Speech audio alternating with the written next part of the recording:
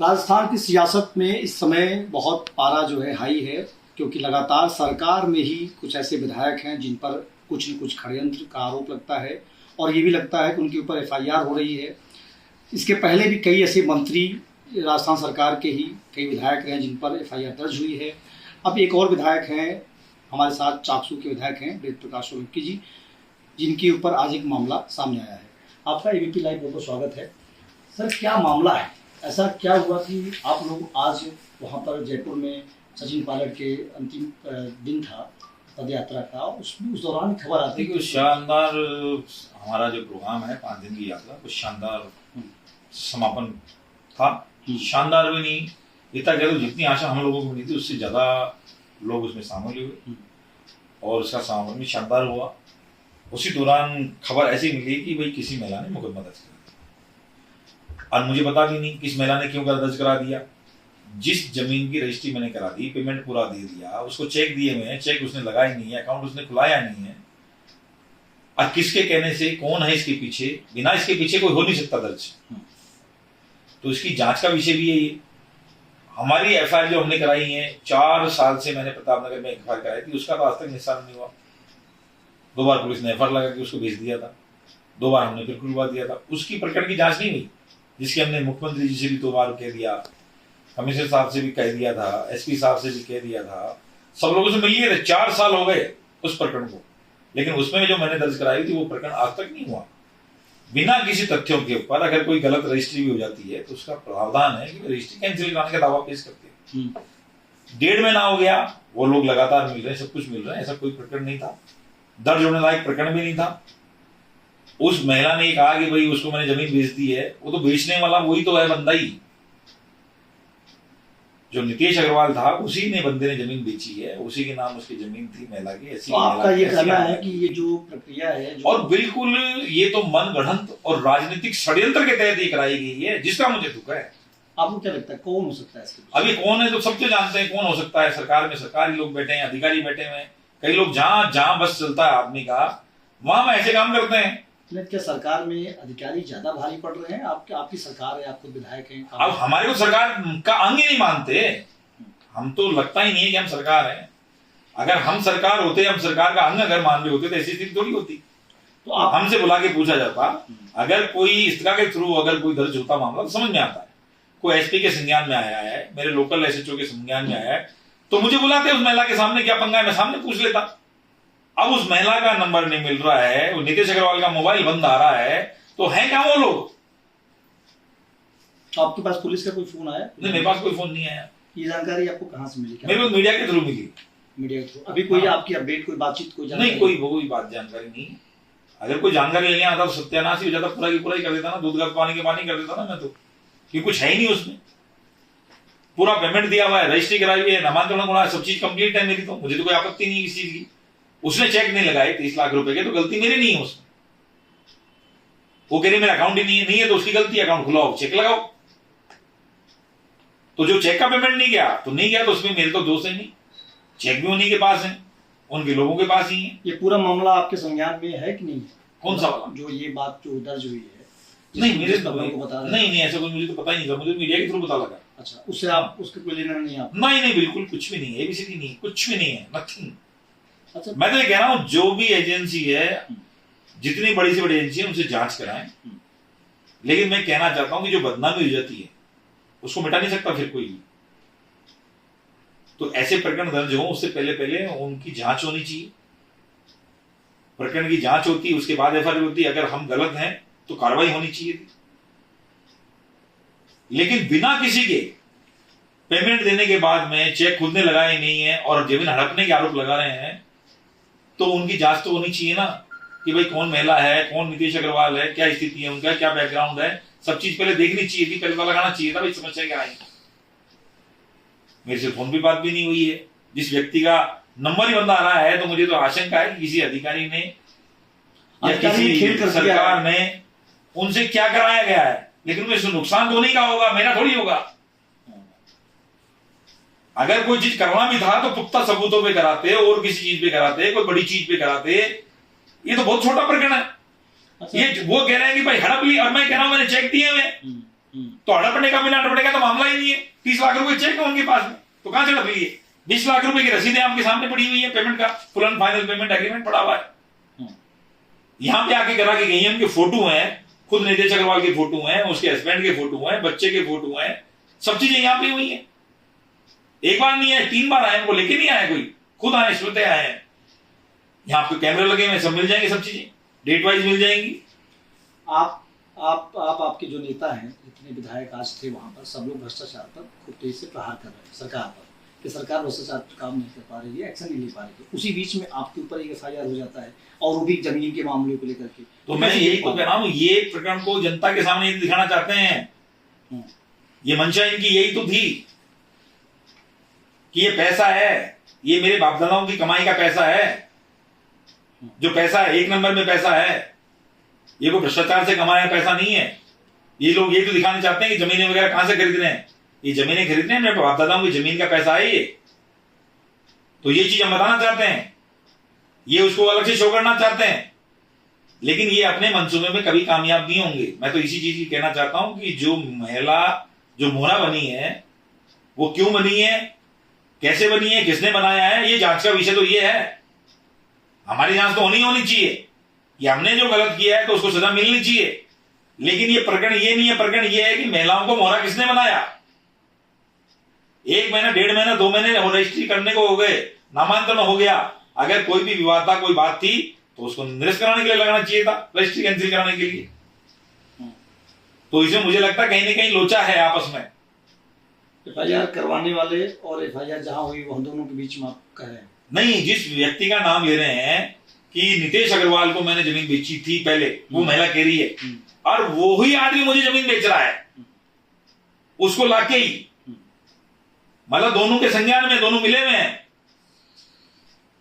बड़ा षड्यंत्र मान रहे हैं, तो बढ़िया षड्यंत्र नहीं इस तरीके का, तो ये और है छोटा सा, जिसमें कुछ भी नहीं है, पूरा पेमेंट गया हुआ है, चेक लगे नहीं है, और जिसमें महिला खुद मान रही है कि मेरा अकाउंट नहीं खुला हुआ, तो अकाउंट तो खुद खुलवाएगी, मैं तो खुलवाऊंगा नहीं। लेकिन लोगों को कैसे समझा दोगे आप? आपके FIR तो जो लिखी है उसी को छाप दिया, उसी को मीडिया ने चला दिया, तो अब सच्चाई क्या है ये तो हम बताएंगे, सच्चाई आप लोग निकाल के लाओगे कि भाई सच्चाई है क्या, एक्चुअल में सच्चाई है क्या। लेकिन मैं कहना चाहता हूं कि ऐसी मानसिकता अगर लोग रखते हैं और सरकार भी रखती है तो गलत फहमी में है।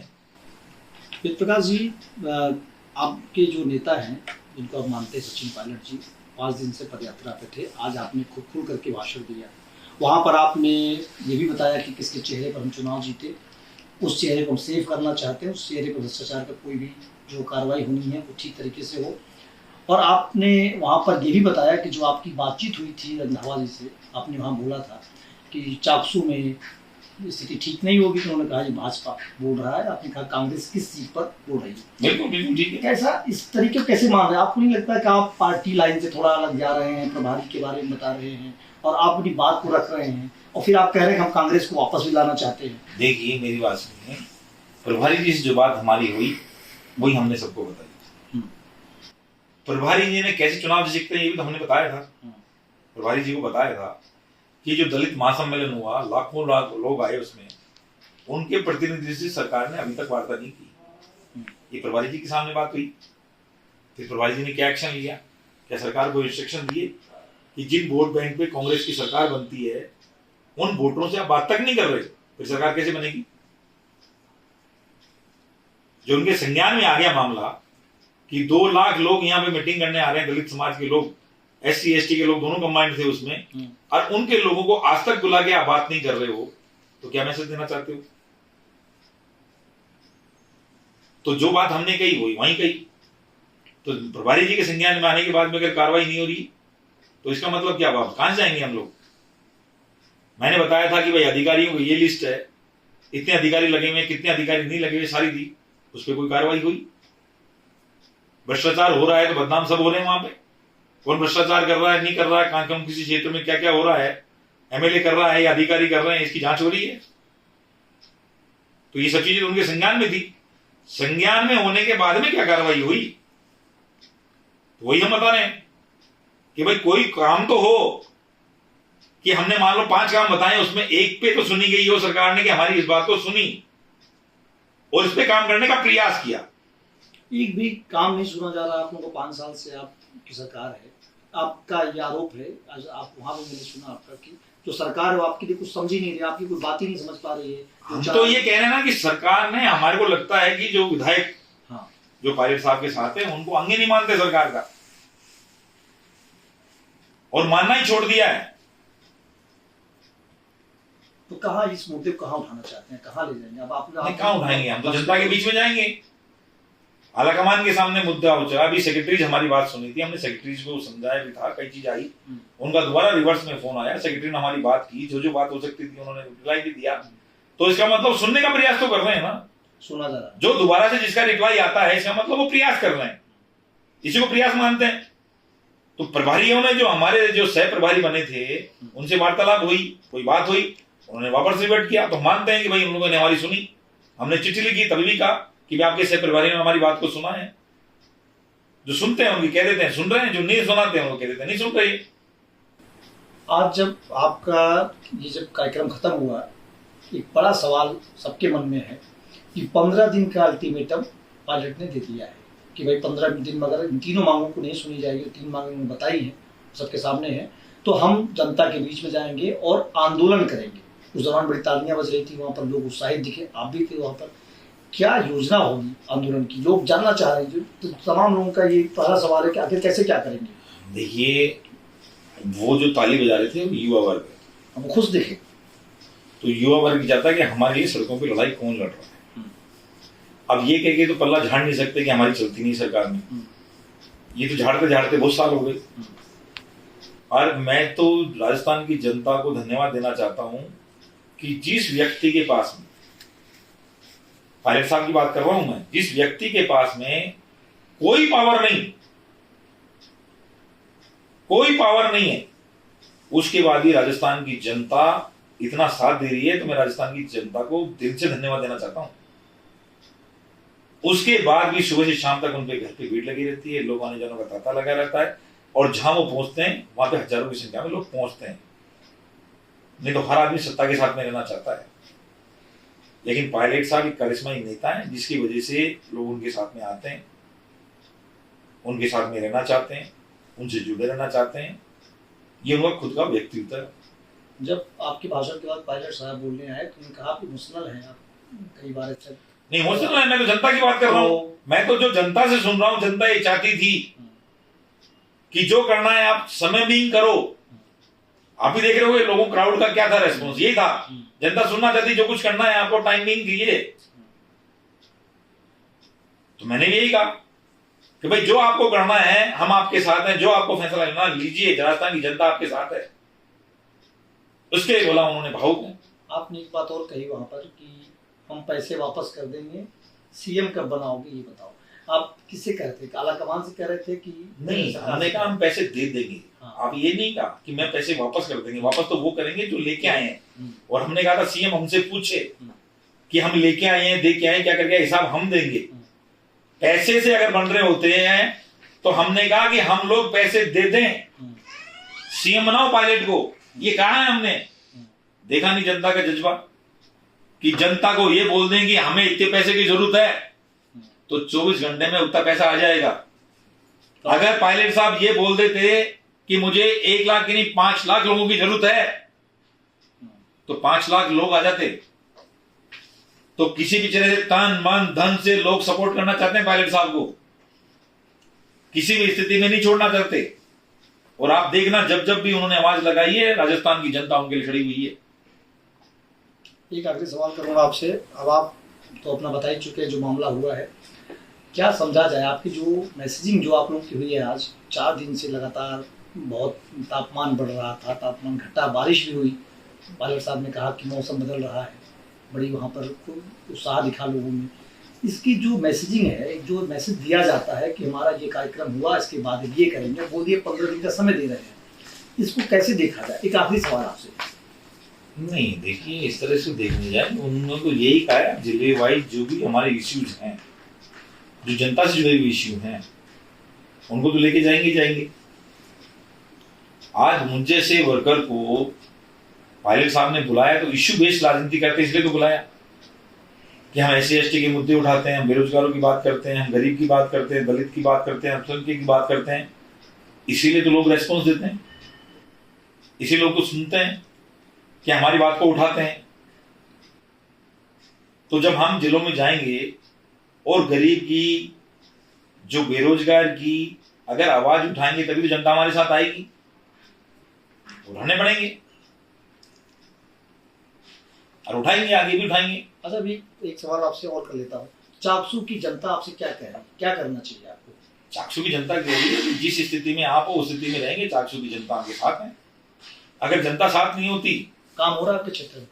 क्या कह रहा हूं मैं, तो क्या कह रहा हूं, काम जितना मैं करा सकता हूं उतना मैंने काम करा दिया, मेरे जितना काम किसी ने कराया नहीं, वही मैं कह रहा हूं। राजस्थान की जनता में सब जगह काम हुए हैं, ये भी मैंने बोला था, मुख्यमंत्री जी को भी कहा है कि जितने काम होने थे वो सब काम हो गए, विकास के काम सब जगह हुए हैं। लेकिन अगर विकास के काम से अगर सरकारें आती तो पहले भी 2 बार आ चुकी होती। हमने मुख्यमंत्री जी के सामने भी यही कहा था, कोई कमी नहीं छोड़ी थी अशोक गहलोत जी ने 98 के समय, अकाल रात के समय, उस समय कोई कमी नहीं छोड़ी थी, फिर भी सरकार नहीं आई। पिछली सरकार में क्या कमी छोड़ी थी उन्होंने? कौन कह रहा था सरकार नहीं आ रही, फिर भी सरकार नहीं आई। तो सरकार का चुनाव का अलग पैटर्न है, कामों का, विकास का एक अलग ट्रेंड है। अगर पायलट नहीं होता तो विकास के काम, पहले काम, बाद में काम, पहले भी चुनाव लड़ा था, मैं हार गया था। अगर सचिन पायलट जी नहीं होते इस बार भी, तो फिर मैं वापस चुनाव हारता। अगर उनका चेहरा नहीं होता, अगर वो मीटिंग करने नहीं जाते, तो मैं वापस चुनाव हारा हुआ था। तो उस व्यक्ति को कैसे भूल जाएं जिसके चेहरे पर चुनाव जीत के आए हैं? यही बार बार हम कह रहे हैं, इसलिए उनके साथ में खड़े हैं। ये थे हमारे साथ कांग्रेस की विधायक दीप प्रकाश सोलंकी जी। इनका कहना है कि सरकार तो काम कर रही है, लेकिन जो जातिगत समीकरण है इनके सीट पर इसके अलावा जो सीटें हैं, उस जातिगत समीकरणों को शायद साधा नहीं जा पा रहा है उतना बेहतर जितना होना चाहिए था। उसी के लिए इनकी आवाज़, जो ये कह रहे हैं, आवाज़ हम बुलंद कर रहे हैं कि लोगों से मिला जाए और उनकी मुद्दों को समझा जाए, आखिर लोग चाहते क्या हैं। इसी बात को लेकर के 4 दिन से कंटिन्यू सचिन पायलट अजमेर से जयपुर के लिए यात्रा पर थे। आज 5वां दिन था और उस पूरी यात्रा में कई बड़े नेता शामिल होना चाहते थे, लेकिन नहीं हो पाए। आज वहां पर दिखे और सबने अपनी बड़ी बात रखी। एबीपी लाइव के लिए संतोष पांडे, जयपुर।